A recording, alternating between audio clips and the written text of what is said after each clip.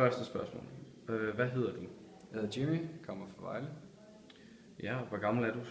Jeg er 30 år gammel. Når jeg siger byudvikling, hvad siger du så? Så siger jeg, at en proces, hvor man får draget de unge ind i udviklingen i byrummet. Hvorfor har du så valgt at være med i City Labs Unge Advisory Board?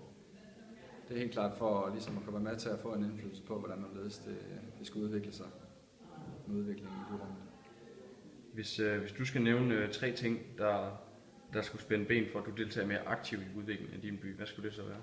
Det skal være tid i forhold til at have fast arbejde. Og så at jeg også ved, at det projekt, man så får lavet, at det bliver til noget på sigt også. Kan du se nogle løsninger og hvilke på de her udfordringer? Ja, at vi får stille nogle garantier for, at der er nogle penge stillet til rådighed, for at projektet kan blive til noget. Ja, tak skal du have.